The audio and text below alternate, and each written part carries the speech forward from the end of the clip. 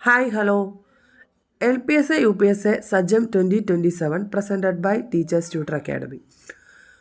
അപ്പോൾ നമ്മളുടെ ഈ സജ്ജം 2027 കോഴ്സിൽ ഇന്നത്തെ ഈ വീഡിയോയിൽ നമ്മൾ സൈക്കോളജിയാണ് ഡിസ്കസ് ചെയ്യാൻ പോകുന്നത്. അപ്പം സൈക്കോളജിയുടെ ഫസ്റ്റ് ക്ലാസ്സാണ് നമ്മളിപ്പോൾ ചെയ്യുന്നത്. അപ്പം സൈക്കോളജിയുമായിട്ട് ബന്ധപ്പെട്ട് നമുക്ക് നിരവധി കാര്യങ്ങൾ പഠിക്കാനുണ്ട്. മാത്രമല്ല 20 മാർക്കിൻ്റെ ചോദ്യങ്ങളാണ് സൈക്കോളജിയിൽ കിട്ടുന്നത്. അതിൽ മുഴുവൻ മാർക്കും നേടുക എന്നുള്ള ഒരു ലക്ഷ്യത്തോടെയാണ് നമ്മളുടെ ഈ കോഴ്സ് അല്ലെങ്കിൽ ഇതിലുള്ള കണ്ടൻറ്റ് നമ്മൾ റെഡിയാക്കിയിരിക്കുന്നത്.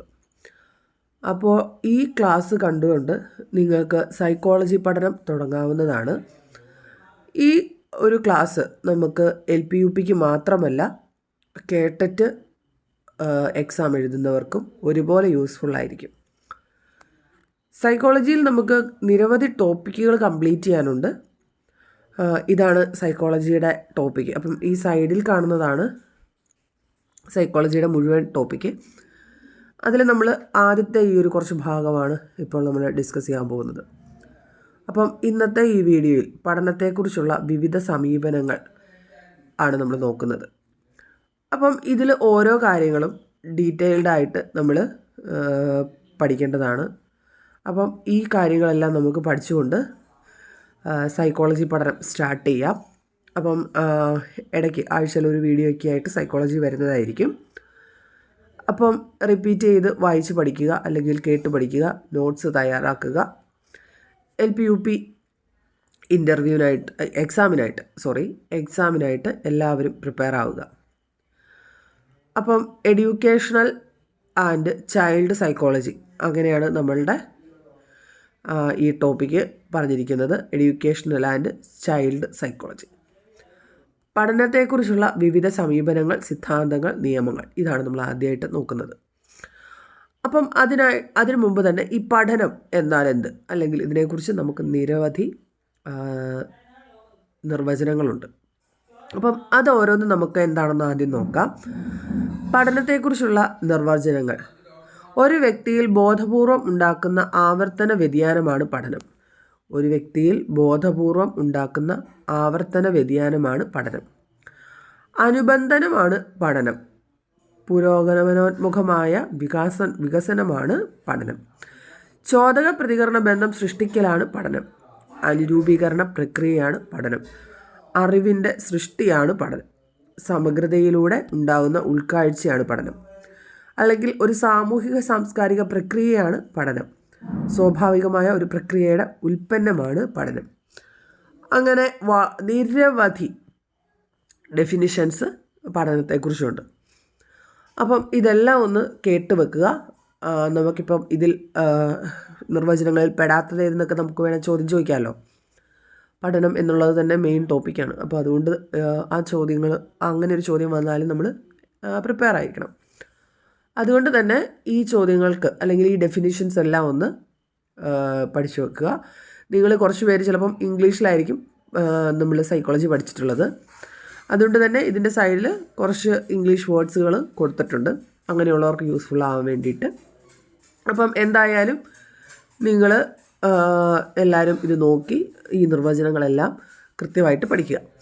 ഇനി നമുക്ക് പഠനത്തെക്കുറിച്ചുള്ള വ്യത്യസ്ത സമീപനങ്ങൾ ഏതൊക്കെയാണെന്ന് നോക്കാം. ഇതാണ് നമ്മളുടെ ഇന്നത്തെ മെയിൻ ടോപ്പിക്ക്. വ്യവഹാരിക സമീപനം, ബിഹേവിയറൽ അപ്രോച്ച്. വൈജ്ഞാനിക സമീപനം, കോഗ്നിറ്റീവ് അപ്രോച്ച്. മനോവിശ്ലേഷണ സമീപനം, സൈക്കോ അനലിറ്റിക് അപ്രോച്ച്. ന്യൂറോബയോളജിക്കൽ സമീപനം, മാനവിക സമീപനം. അപ്പം ഇത്രയും സമീപനങ്ങളാണ് നമുക്ക് ഈ സൈക്കോളജിയിൽ പഠിക്കാനുള്ള പഠനത്തെക്കുറിച്ചുള്ള വ്യത്യസ്ത സമീപനങ്ങൾ. അപ്പം നമുക്ക് ഇനി ഇതിനെക്കുറിച്ചെല്ലാം ഒരു ചെറിയ എക്സ്പ്ലനേഷൻ, വളരെ ഡീറ്റെയിൽഡ് ആയിട്ടല്ല, ചെറിയ ചെറിയ കാര്യങ്ങൾ ഇതിനെക്കുറിച്ച് ഓരോന്നിനെക്കുറിച്ചും നമുക്കൊന്ന് നോക്കാം. വ്യവഹാര സമീപനം അല്ലെങ്കിൽ വ്യവഹാരിക സമീപനം, ബിഹേവിയറൽ അപ്രോച്ച് എന്നൊക്കെ പറയുന്നത്, ഇതിൻ്റെ വക്താക്കളായിട്ട് അറിയപ്പെടുന്നത് JB വാട്സൺ ആണ് ഇതിൻ്റെ ഉപജ്ഞാതാവ്. പാവ്ലോവും തൊണ്ടേക്കും സ്കിന്നറും. നമ്മളിത് പഠിച്ചു വരുമ്പോൾ നമ്മൾ ആദ്യ ഭാഗത്ത് പഠിക്കുന്ന, സൈക്കോളജി പഠിക്കുമ്പോൾ ആദ്യ ഭാഗത്ത് DL-Edകാർ ആദ്യ ഭാഗത്ത് പഠിക്കുന്ന കുറച്ച് കാര്യങ്ങളൊക്കെയല്ലേ ഇത്. അപ്പം JB വാട്സൺ ആണ് അതിൻ്റെ വക്താവ്. അല്ലെങ്കിൽ ഉപജ്ഞാതാവ്. മറ്റ് വക്താക്കളാണ് പാവ്ലോവ്, തൊണ്ടേക്ക്, സ്കിന്നറും. JB Watson, Pavlov, Thorndike, Skinner. ഇതുപോലെ തന്നെ അടുത്തത് വൈജ്ഞാനിക സമീപനം അല്ലെങ്കിൽ കോഗ്നിറ്റീവ് അപ്രോച്ച്. പിയാഷെയാണ് ബുദ്ധി വളർച്ചാ സിദ്ധാന്തം അല്ലെങ്കിൽ ജ്ഞാനനിർമ്മിതിവാദത്തിൻ്റെ ആള്.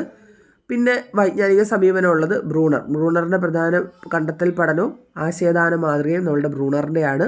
ഇതൊക്കെ എന്താ നമുക്ക് വരും ക്ലാസ്സുകളിൽ വളരെ വ്യക്തമായിട്ടും വിശദമായിട്ടും നമ്മൾ പഠിക്കുന്ന കാര്യങ്ങളാണ്. അപ്പം ഈ ഒരു ക്ലാസ്സിൽ നമുക്ക് ജസ്റ്റ് ഇതിനെക്കുറിച്ചൊരു പുറമേയുള്ള കുറച്ച് കാര്യങ്ങൾ മാത്രമാണ് നമ്മൾ ഇൻക്ലൂഡ് ചെയ്തിരിക്കുന്നത്. അപ്പോൾ ആദ്യം തന്നെ വലിയ വലിയ കാര്യങ്ങളൊക്കെ പഠിച്ചു കഴിഞ്ഞാൽ നമുക്ക് വളരെ ബോറിംഗ് ആയിട്ട് തോന്നും. അപ്പോൾ നമ്മൾ ജസ്റ്റ് ചെറിയ ചെറിയ കാര്യങ്ങളിലൂടെ നമ്മൾ വലിയ വലിയ കാര്യങ്ങളിലേക്ക് എത്തും. അടുത്ത വൈജ്ഞാനിക സമീപനത്തിൻ്റെ വക്താവാണ് വൈഗോട്സ്കി. സാമൂഹിക ജ്ഞാനനിർമ്മിതിവാദം വൈഗോട്സ്കിയുടെയാണെന്ന് ഓർത്തു വെക്കുക. അപ്പോൾ പിയാഷെ ബുദ്ധി വളർച്ചാ സിദ്ധാന്തം, ജ്ഞാനനിർമ്മിതിവാദം.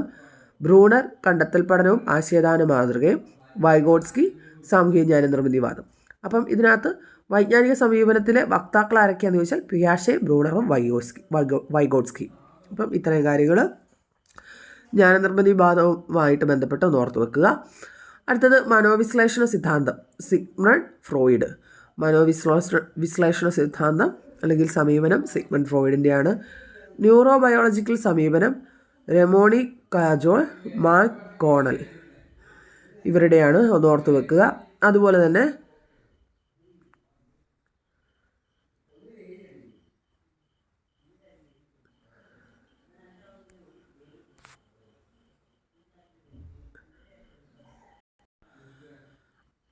തന്നെ മാനവിക സമീപനം അത് കാൾ റോജേഴ്സും അബ്രഹാം മാസ്ലോയുമാണ്. അപ്പോൾ ഇവരെയൊക്കെ സംബന്ധിച്ചും ഇവരുടെ തിയറങ്ങളെ സംബന്ധിച്ചും നമുക്ക് ഒത്തിരി ഡീറ്റെയിൽഡായിട്ട് തന്നെ പഠിക്കാനുള്ള കാര്യമാണ്.